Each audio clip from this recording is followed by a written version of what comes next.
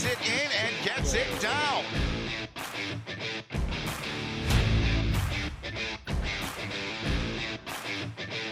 come the Hounds trying to house this one, and they do!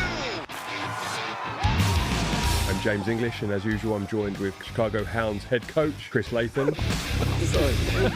Brought to you by presenting sponsor, Life Cycle.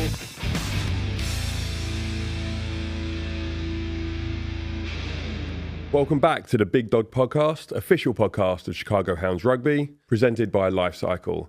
I'm James English, and as usual, I'm joined by our co-host, Chicago Hounds head coach and Australian rugby legend, Chris Latham. James, how are we? Good to be here. Good to have you. Thank you. We're also joined by Chicago Hounds ex-captain and USA Eagles ex-captain Bryce Campbell. Thanks for having me. And recently professional MLR player and transitioned into Director of Rugby Operations, Will Magie. Thank you for having me, James. Slightly different taste on this one, obviously having a member of staff, but we feel like your relationship between the two of you guys, having played together for so long, and now your transition from very recently from player into front office might be something that people want to hear a little bit about, Will. Well, let's hope they do. So no pressure. Bryce, let's start with you. Third year, you're an OG Chicago Hound, but you have been with MLR since day one. Will, in contrast, you've actually been through the iterations of professional rugby before Major League Rugby. What's that journey been like for the two of you? Let's start with you. Yeah, it's been a whirlwind, a roller coaster. Seen it all. Starting off, I actually made it to Glendale because of the guy sitting on the couch next to me. I got my start with the USA while I was still in college at Indiana University. I think I was on like my second tour with the US, and Will joined the squad, and I was getting ready to graduate, and Will and I just kind of got on right off the bat, became pretty good buds. And I was looking what to do after graduation, and Will was like, come over to Glendale, join me and the guys. We had we had a handful of the Eagles on that team. So it was a no-brainer for me. The day after I graduated, hopped in the car and drove out to Denver. From Denver then to Austin? No, Denver, then to London Irish. Of course. Then after London Irish, Will got me to come to Austin. Well, I hope he's getting like commission on these deals. Should like have. Unofficial agent at this point. Yeah. And then after Austin, here Chicago. First draft pick. Mm-hmm. What was it like coming back to the Midwest to professional rugby?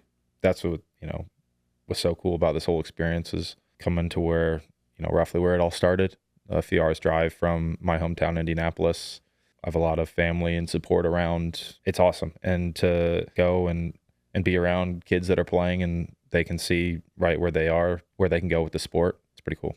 And you played high school rugby, right? I played from middle school. Yeah. So, just by chance, a middle school program started, or a youth program started down the road from where I grew up, and then played in high school. And a lot of guys that, played middle school together with, we played together in high school, won a national championship in high school with Royal Irish. We just want to, now I can continue to improve the game in the Midwest, and it's pretty special being here. And like a fine vintage wine, you're getting better with age at the moment, playing some of the rugby of your life. I guess so. I'm really enjoying it. There was probably a couple years there where I wasn't enjoying it so much. Looking back, I probably wouldn't have told you that at the time, but found a space and a situation where I get to, play without any hesitation, play with some guys that I played with for a long time. Just really, really enjoying what we've got going here in Chicago. Well, you've been involved in the iterations of pro rugby before Major League Rugby. Talk to us what that looked like in comparison. Yeah, it was very different to what professional rugby looks like now. We trained in a park for a period of time. There was no meals provided at training afterwards. We had to get our little cash in the envelope and head down to the supermarket and get lunch provided, stuff like that. But it's been really cool to see and play through it for a number of years, going from pro rugby through MLR, and I was fortunate enough also to have a stint over in the UK, and now to be working within the MLR and just seeing what the growth has been like, especially over these last few years, and how it's become a leading competition in the world. Players coming from all over the world, coaches coming from all over the world to be here. It's just a really exciting time for rugby in the US. How, just on both of you, like that transition from playing in America and then going obviously to the UK, the differences, how you felt you fitted in the game? Was it a massive step up, or pretty much even. But I think the biggest thing around that is just sort of like the culture that the coaching staff create. It's a little bit more school teacher, schoolmaster type thing. It's you do this, you do that, we'll do this, we'll do that. Versus here, I think there's a lot more emphasis on like, player ownership and how they can sort of help to shape and mold the team a little bit. But that would be my 2 cents on it. Yeah, for me, it was the best thing for my career going over there. I was just out of college, played the first year of Major League Rugby with Will in Glendale, and then was lucky enough to get an opportunity to go play in a team that's been, one of the former teams in the Premiership before. When I went over there, they were in the championship, which is perfect for me because I got a load of playing time right out the gates, and then we won the championship that year and got promoted to the Premiership. And for me, I just wanted to be a sponge. I was young then. I was 21, 22 years old, so it was perfect for me. Going into a club with that history and with the roster that we had allowed me to learn so much more about the game, so much more about what it is to really be a professional. Because it's interesting because, you talk about the differences, and it's almost like you go to England and countries that are big in rugby, and it's like a religion. It's brought up in households and generations, and you go to those schools where, the father and the grandfather went, and it's a rugby school and it's about the first 15. Whereas here in America, it's almost a second thing to get into, but then once those players transition from the usual NFL or basketball or anything what it is across code, instantly they talk about the culture, instantly they talk about the connection that they have within the sport, yet those things actually don't get talked about too much in countries like the UK because it's just an inbuilt thing. So, and again, that's the amazing thing about rugby and what it provides here in the US is just that instant connection to culture and an instant connection with people from all around the world. And look, thanks to people like you guys and Will and people who have experienced professional rugby in other environments and now know what good is like, right? And I think that's why us at Chicago Hounds, for example, is something we talk about a lot of raising the bar and being a beacon and try and do it how it's meant to be done. Because you kind of know what good looks like, right? Back in those early days of professional rugby in America, you two in particular, both Eagles, both playing in World Cups at the pinnacle of the game, and yet you're going from these kind of very early versions of professional rugby in America to these huge tournaments playing against some of the biggest names in world rugby, and then back to the kind of humble beginnings of rugby here. What was that like? For me, it's just really cool. Rugby here has never been that big, and we all hope that it will be. So to be able to experience those big occasions and bring that back and share it with people, and look what we can do here. Especially with what's to come over the next few years for the sport here in the U.S. with the World Cup coming up. We've been in those types of tournaments around the world, and we know that it can be incredible here.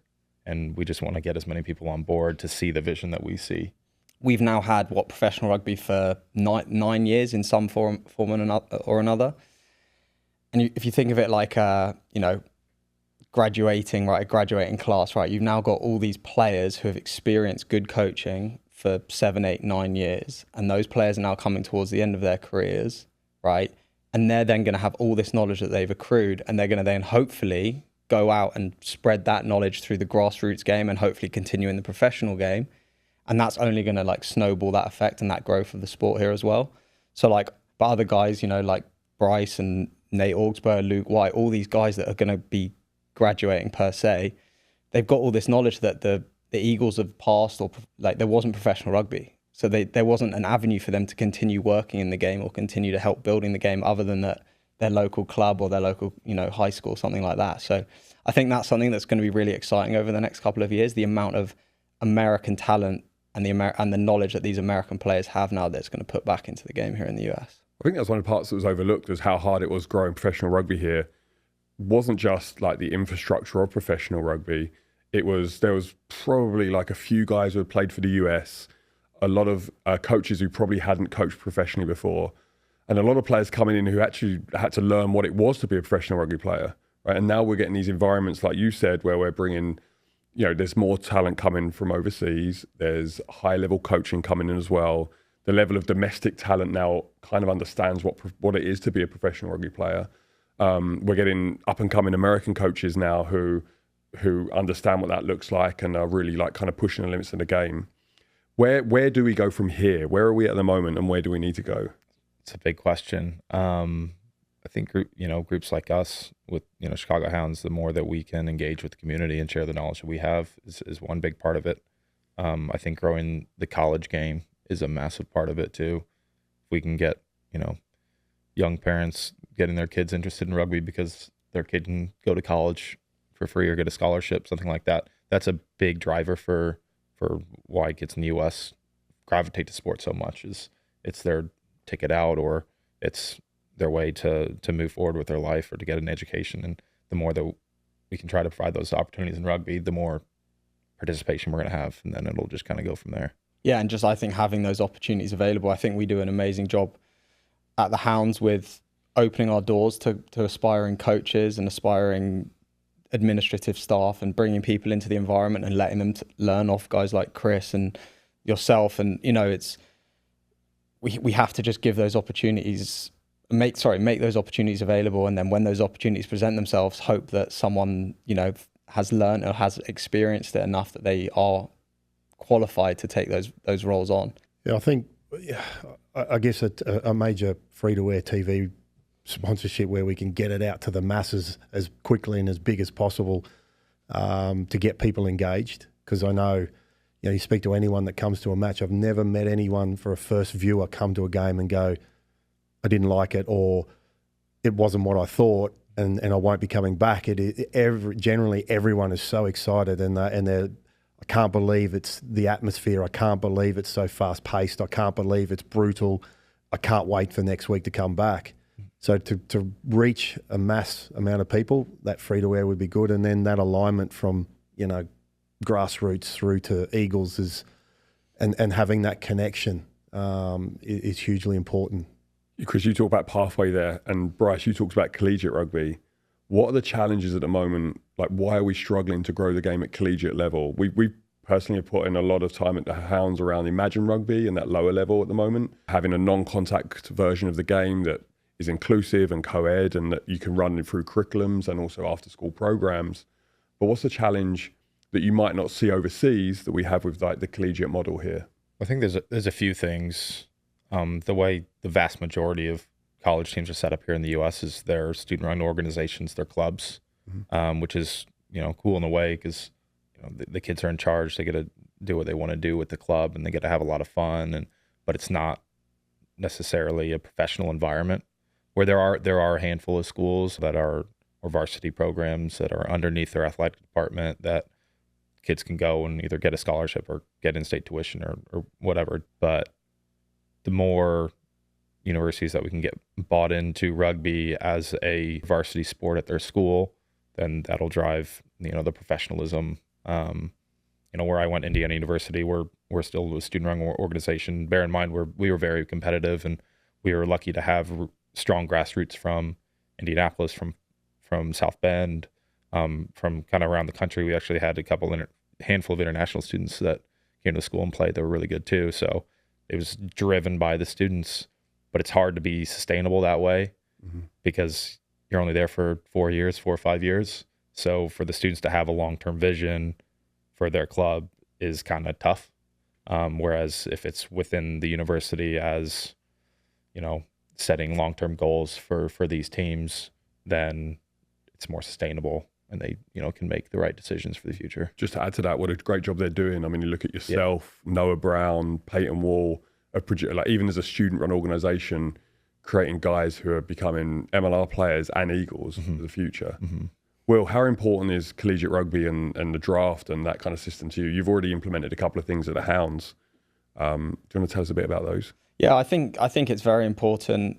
The pathways, like Bryce mentioned, it's how we keep this game sustainable. Like in terms of ourselves as the Hounds organisation, in getting these kids in at a young age, getting them trained up in our environment, giving them opportunities to succeed, right? But actually giving them opportunities. And that doesn't just mean Chris puts them on the field for 80 minutes. It's how do we actually set them up for success by immersing them in our environment from day one, giving the opportunity to learn from our coaching staff, et cetera, et cetera. I just want to go back to what the question before about the challenges as well in the collegiate game.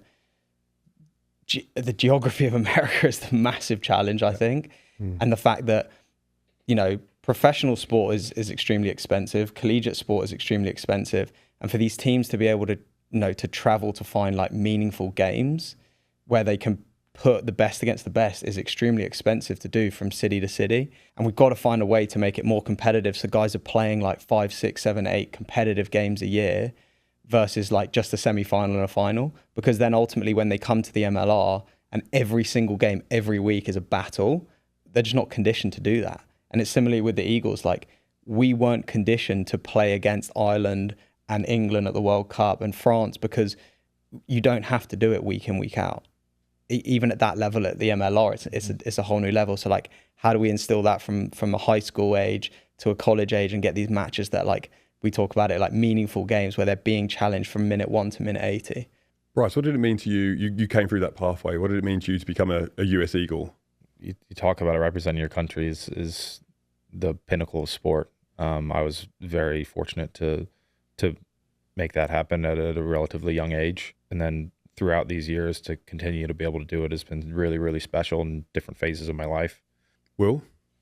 Yeah, everyone talks about it being the pinnacle, and it absolutely is. And it was, I guess for me, born in the UK, but to a fully American family. And it was just like the honor and the privilege to like represent like your heritage and your family and stand up there. And it was an amazing feeling. And we were fortunate to do it a lot of times together, and those bonds will, forever be there, which is pretty cool. I'm going to pivot slightly. Like Bryce, Will, Chris, you're a father as well. Did becoming a father of relatively like young children, did that really change your perspective on playing or on the game and working in it? Like Bryce, yours was interesting because you season 1 for us, you're captain of the Hounds. Yeah, we're under a bit of pressure. And all of a sudden, you've got to manage being a dad for the first time. How was that? Yeah, 100%. Obviously, the first year was tough. Goldie was born, and I think it was 10 days later we were moving up to Chicago. So that was really, really tough. But even going on to last year, putting things into perspective, some things seem to matter a lot less around your job in rugby, and you get to focus on the things that actually do matter. That's what's been so refreshing and good for me over these past, year and a half, 2 years. Is it sounds bad, but I've started to care a little bit less about the things that don't really matter. I don't know. In some ways, is that like kind of opened up my ability to just do operate instinctively and just play. Yeah. It's interesting hearing you say that, because in some ways, has that almost like helped your rugby at this stage of your life? It definitely has. Yeah, definitely has. We spoke about that as well, about the year. One of the reasons why I decided to stop playing was because I wanted to. Because you were old. Because I was old. Because I was rugby. Yeah. No, because I wanted to, get married, have a family, be less reliant on the travel, which is quite significant. But I made the decision to retire. Like, I think it was like day 1 of pre-season. I was at the Bronco, and I was like, I can't do this again. No, but I made the decision before the season started, and I was like, and then.